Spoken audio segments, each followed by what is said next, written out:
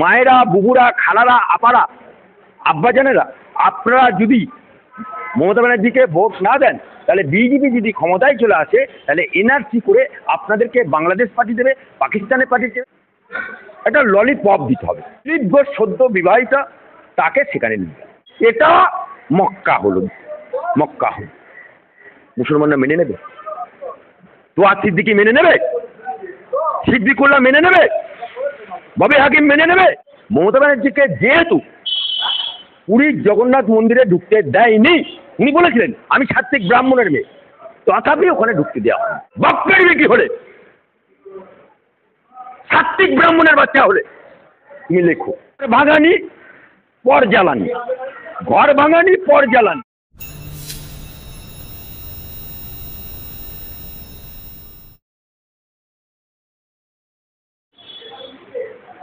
সামনে 2026-এর বিধানসভা নির্বাচন, তার আগেই সনাতনীদের মন জয় করতে মুখ্যমন্ত্রী মমতা বন্দ্যোপাধ্যায়ের বলা চলে মাস্টার স্ট্রোক। দীঘায় একেবারে পুরীর আদলে, পুরীর নকল করে মমতা বন্দ্যোপাধ্যায়ের উদ্যোগে তৈরি হলো জগন্নাথ ধাম। দেখুন, আপনি 2021-এর আঁকড়া দেখুন, 5 to 6% হিন্দু ভোট পেয়েছে মমতা ব্যানার্জি, বাকি 99% মুসলমান ভোট পেয়েছে। মুসলমানদেরকে জুজুর ভয় দেখিয়েছিল। কি জুজুর ভয়? কারা দেখিয়েছিল? না, পাড়ায় পাড়ায় তোহা সিদ্দিকি, সফেদ গোড়া সিদ্দিকুল্লাহ চৌধুরী, ববি হাকিম থেকে শুরু করে নাকোদা মসজিদের ইমাম থেকে শুরু করে টিপু সুলতানের মসজিদের ইমাম, এরা পাড়ায় পাড়ায় গিয়ে বলল, মায়েরা, বুবুরা, খালারা, আপারা, আব্বাজানেরা, আপনারা যদি মমতা ব্যানার্জিকে ভোট না দেন, তাহলে বিজেপি যদি ক্ষমতায় চলে আসে, তাহলে এনআরসি করে আপনাদেরকে বাংলাদেশ পাঠিয়ে দেবে, পাকিস্তানে পাঠিয়ে দেবে। এরকম বিজুর ভয় দেখিয়ে 99% মুসলমান ভোট পেয়ে উনি গদিতে বসেছেন, আর 5 to 7% বর্তমানে মুসলমানরাও জাগতে শুরু করেছে, মুসলমানরাও আওয়াজ তুলতে শিখে গেছে, এবং সাথে সাথে সনাতনীরাও জেগে গেছে। প্রথম সনাতনীরা জেগেছে যে অভয়াকাণ্ডে we want justice, we demand justice, রাত জাগলো। এটা হচ্ছে প্রথম পদক্ষেপ। দ্বিতীয় পদক্ষেপ, 26,000 যে চাকরি গেল, সেই 26,000 চাকরির মধ্যে 90% হচ্ছে সনাতনী, 5%ও হবে না যে মুসলমানের চাকরি গেছে, কারণ মুসলমানদের সেই ক্যাটাগরিতে আসতে পারেনি। তাহলে সনাতনীদেরকে একটা ললিপপ দিতে হবে। সেই ললিপপটা কি? ললিপপটা রাম মন্দির তৈরি করেছে অযোধ্যাতে। রাম মন্দির যদি তৈরি হয়, তাহলে আমিও একটা সনাতনীদের জন্য মন্দির তৈরি করি।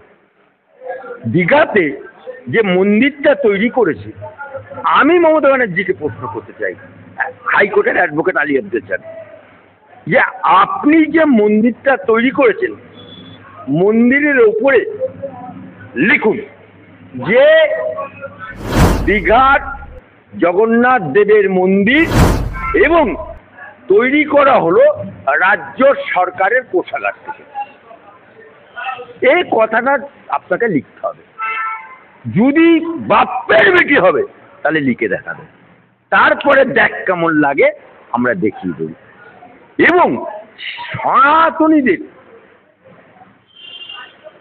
যাতে মনে কোনো আঘাত না লাগে, সেই কারণে হিডকো চেয়ারম্যান ফিরহাদ হাকিম, যাকে বগলডোবা করে সব জায়গায় নিয়ে যাওয়া হয়, যে হিডকো তৈরি করেছে, সেই হিডকো চেয়ারম্যান ফিরহাদ হাকিম মুসলমান বলে তাকেও ওখানে নিয়ে যেতে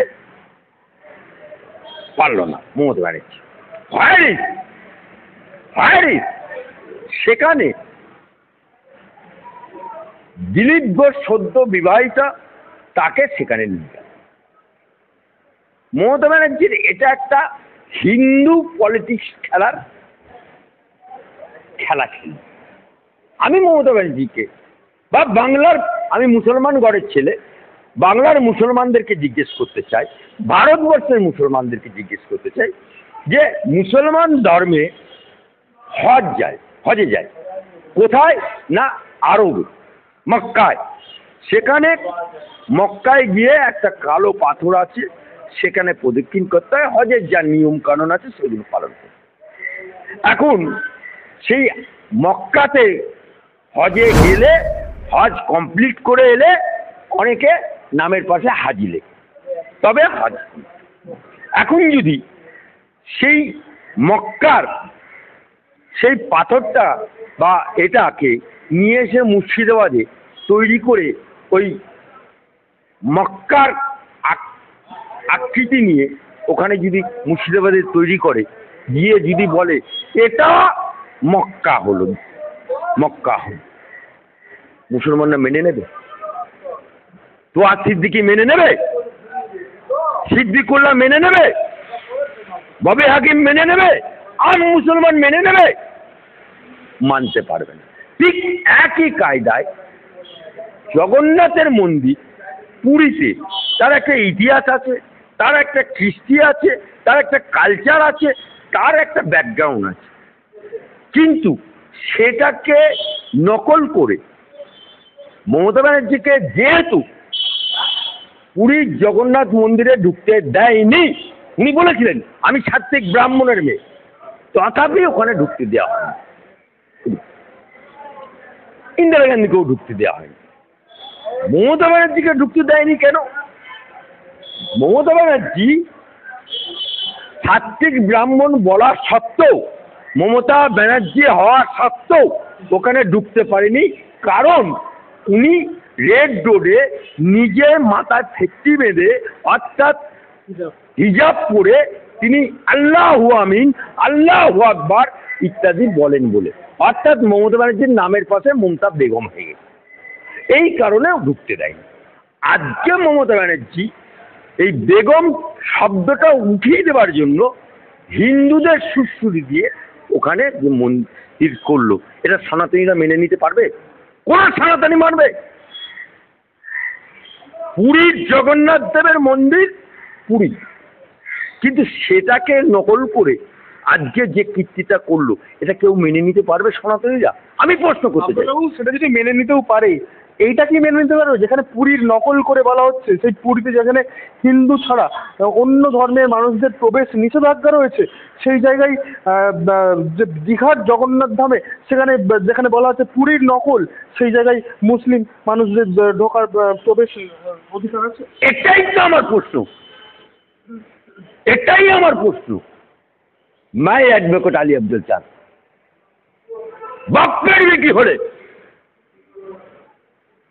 সাত্বিক ব্রাহ্মণের বাচ্চা হলে তুমি লেখো, লেখো মন্দিরে যে এটা জগন্নাথের মন্দির, এখানে জগন্নাথের আরাধনা হবে, এখানে সরকারি পশ্চিমবঙ্গ সরকারের টাকায় তৈরি হলো, এখানে মুসলমানদেরকে প্রবেশ নিষেধ,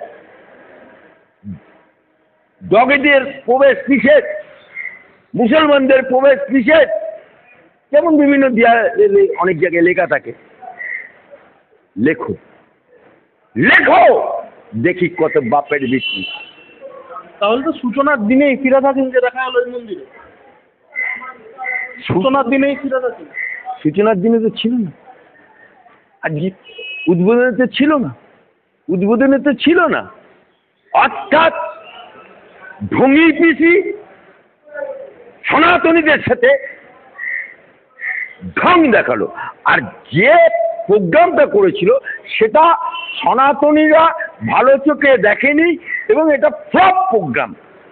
তাই দিলীপ ঘোষকে নিয়ে গিয়ে ফ্লপ প্রোগ্রামকে সফলতা। আফজাল বাবু, আরো একটা বড় প্রশ্ন উঠছে যে দিলীপ ঘোষ রাজ্যের প্রধান বিরোধী দল বিজেপির প্রাক্তন রাজ্য সভাপতি এবং বর্ষিয়ান বিজেপি নেতা, দিলীপ ঘোষ সস্ত্রীক মমতা বন্দ্যোপাধ্যায়ের সান্নিধ্যে দেখা গেল দীঘার জগন্নাথ ধামে, সেখানে কি রাজনৈতিক কোনো বড়সড় রদবদল বা আবহাওয়া পরিবর্তনের একটা বড়সড় ইঙ্গিত থাকছে? দেখুন, আপনি একটু ব্যাকে চলুন। মমতা ব্যানার্জি হচ্ছে ঘর ভাঙানি পর জ্বালানি, ঘর ভাঙানি পর জ্বালানি। আর উনি ঘর ভাঙতে পারেন এবং পর জ্বালানি হতে পারেন। আপনাকে বলি, সোমেন মিত্র মাদার কংগ্রেসের প্রেসিডেন্ট, উনি যুব কংগ্রেসের প্রেসিডেন্ট। সোমেন মিত্রর সাথে বনিবনা হয়নি বলে উনি আলাদা তৃণমূল কংগ্রেস দল করলেন। কিন্তু তৃণমূল কংগ্রেস করার পরে দীর্ঘদিন পরে যখন সোমেন মিত্র বিবাহ করল শিখা মিত্রকে, সোমেন মিত্র মানে প্রদেশ কংগ্রেস সভাপতি, সোমেন মিত্র মানে কংগ্রেস, সোমেন মিত্র মানে পশ্চিমবাংলার আপামর জনসাধারণের কাছে উদ্বেলিত নাম। সোমেন মিত্র মানে কংগ্রেসের পিলার। শিখা মিত্রের মাধ্যম দিয়ে একবারই সে দুটো মাথা, সেই শিখা মিত্রের মাধ্যমে সোমেন মিত্রকে কনভিন্স করে সোমেন মিত্রকেও বাধ্য করেছিল তৃণমূলে যোগদান করাতে। ঘর বাগানি পর জ্বালানি। সোমেন মিত্রকে ডায়মন্ড হারবার লোকসভার তৃণমূলের ক্যান্ডিডেট করেছিল, শিখা মিত্রকে চৌরঙ্গী বিধানসভার ক্যান্ডিডেট করেছিল, দুটোই জিতেছিল। পরবর্তীকালে সোমেন মিত্র ওই বনিবনা আবার না হওয়ার কারণে উনি ব্যাক করে চলে এলেন আবার কংগ্রেসে। কিন্তু সোমেন মিত্রের রাজনৈতিক ক্যারিয়ার কংগ্রেসের স্তম্ভ, রাজনৈতিক টোটাল ধ্বংস হয়ে গেল। ঠিক একই কায়দা নিয়েছে মমতা ব্যানার্জি। ওদের একটা হনুমান আছে, বাপমা নাম রেখেছে কুণাল ঘোষ আর জনগণ নাম রেখেছে ছিনাল ঘোষ। ওই ছিনাল ঘোষের মাধ্যমে, ওই হনুমানের মাধ্যমে প্রথম খবর বেরিয়েছে যে কুণাল ঘোষের মাধ্যমে যে দিলীপ ঘোষের বিয়ে। প্রথম খবর বেরিয়েছে 6 স্ত্রীক যাচ্ছে। এই হনুমান আগে জানতে পেরেছে, রাম ভক্ত হনুমান, দিদি ভক্ত হনুমান। এই হনুমানের মাধ্যমে একবারে সে দুইত মাথা অর্থাৎ দিলীপ ঘোষের বইয়ের মাধ্যম দিয়ে ওনাকে নিয়ে যাওয়া হয়েছে। এবং দিলীপ বাবু ওখানে দুটি কথা বলেছে, কি না ভগবান চেয়েছে, উপরওয়ালা চেয়েছে, তাই জগন্নাথকে মমতা ব্যানার্জির হাত ধরে এখানে এসেছে, তৈরি করেছে। ঠিক আছে, এ পর্যন্ত ঠিক আছে। আমি দিলীপ ঘোষকে বলতে চাই, তাহলে তুমি ওতে সংযোজন করলে না কেন যে অযোধ্যায় রাম মন্দির হয়েছে, সেটা ভগবান চেয়েছে তাই মোদির হাত ধরে হয়েছে, সে কথাটা কিন্তু উনি বলেন।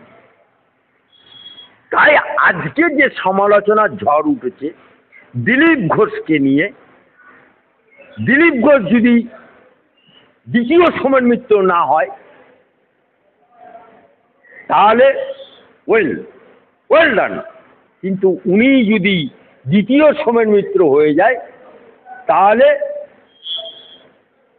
খাতরা আছে। দিলীপ ঘোষের এই বক্তব্য কি দল বিরোধী কার্যকলাপ বলে মনে হচ্ছে? সে দল আছে, সর্বভারতীয় দল। তবে আমার কাছে খবর ছিল সংঘ থেকে ওনাকে বিবাহ করতে বারণ করা হয়েছিল, উনি বিবাহ করেছেন।